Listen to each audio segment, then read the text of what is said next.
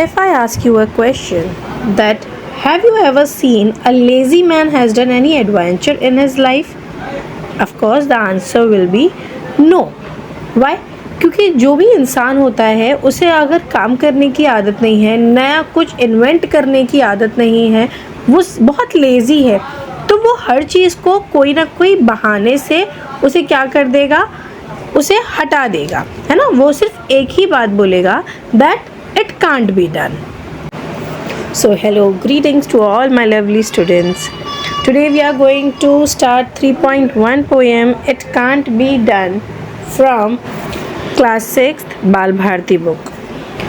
अब ये पोएम लिखी किसने है वो तो हमें नहीं पता, as it is given that he is anonymous. यानी जिसने भी ये पोएम लिखी है उसने अपने बारे में कोई भी जानकारी नहीं दी है और जिसके बारे में हमें कुछ नहीं पता होता है, हम इंग्लिश लिटरेचर में उसे लिखते हैं anonymous. So without wasting our time, let us start with the first stanza. The first two lines are, the man who misses all the fun is he who says it can't be done. यानी poet बोल रहा है एक lazy person जो हर बात में एक बहाना ढूंढ देता है और वो स्ट्रेट अवे बोल देता है इट कांट बी डन, हकीकत में देखा जाए तो वही इंसान है जो सारे के सारे जो फ़न है, जो ज़िंदगी के जो मज़े हैं उसे मिस कर देता है। यानी यहाँ पर पोएट बहुत ज़्यादा क्या कह रहा है कि अगर आपको कुछ करना है तो आपको अपॉर्चुनिटी को टास्क एज अ टास्क लेना पड़ेगा और आपको क्या करना पड़ेगा, उस चीज़ के लिए कुछ ट्रबल्स को फेस करना पड़ेगा। अगर स्टार्टिंग से ही हमने क्या किया है, बहाना बनाना शुरू कर दिया है तो वो काम कभी भी नहीं होगा। Now in the second stanza, In solemn pride he stands aloof and greets each venture with reproof. अब ये क्या करता है, इस टाइप का जो इंसान होता है जो हर किसी में बहाना, हर चीज़ में बहाने ढूंढता है, वो कैसा है, ये सिर्फ क्या करता है कि ये solemn pride को क्या करता है, he stands alone. solemn pride का मीनिंग है कि बहुत ही सीरियस शो करता है अपने आप को बहुत ग्रैंड और इम्पोर्टेंट शो करके एक साइड में खड़ा रहता है, हर किसी से दूर रहता है और अकेले रहता है। और ये क्या करता है, इसकी लाइफ में जितने भी टास्क आते हैं, वेंचर मीन्स एडवेंचर, जिसके लिए हमें कुछ रिस्की टास्क होते हैं, जो हमें कुछ करना पड़ता है, उसके लिए ये कुछ ना कुछ हमेशा अपने बहाने रेडी रखता है। Understood? Now next, had he the power he would efface the history of the human race. अब पोएट इसमें क्या कह रहा है कि अगर इस इंसान के पास इतना पावर दिया जाता कि ये कुछ कर सके तो ये क्या करता, जो भी हमारे हिस्ट्री में जो ह्यूमन रेस ने जो अब इतनी ज़्यादा इन्वेंशंस की है, इसने क्या किया होता, ये सारी चीज़ों को उसने ख़त्म कर दिया होता, जबकि ये सब चीज़ें वो कभी करता ही नहीं।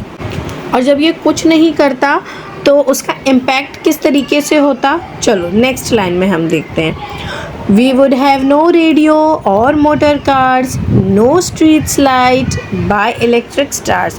अब उसका इफ़ेक्ट क्या होता बेटा कि हमारे पास कोई रेडियो नहीं होता, मोटर कार्स भी नहीं होती और रास्ते में जो इलेक्ट्रिक स्टार की तरह जो लाइट जलती है वो भी नहीं होती। और नेक्स्ट क्या नहीं होता, no telegraph nor telephone, we would linger in the age of stone.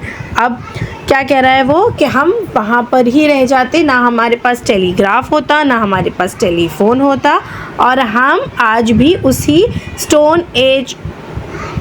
As of stone के एरा में जी रहे होते। Now in last para stanza क्या कह रहा है poet, the world would sleep if things were run by man who से it can't be done. यानी कि अगर उस इंसान के साथ अगर ज़िंदगी चलाई गई होती, यानी कि अगर उस इंसान के हाथ में होता हमारे अर्थ को चलाना, तो जितने भी लोग हैं दुनिया के वो सब लोग सो रहे होते। क्यों? क्योंकि वो खुद इतना डीमोटिवेटेड पर्सन है कि वो हर चीज़ को कुछ भी करता ही नहीं और हमारी दुनिया जो है वो वहीं के वहीं पड़ी रहती। Now what do you think childrens that why this poetry has been added in your syllabus? It's very simple. The answer is poet wants you to be work hard. आपको कैसा बनना है? You have to work hard so that आप अभी तक जितनी adventure हुई है उससे ज़्यादा एडवेंचर आप लोग करके दिखाओ। And we should be proud of Indian, है ना, proud to be an Indian. Hope you like this video. Last में ये देखिए, आप लोगों को इसमें वर्ड्स मीनिंग भी दिया है और इवन मैंने इसके जो क्वेश्चन आंसर्स है वो भी अपलोड कर दिए हैं। If you want you can get the link below. Thank you for watching.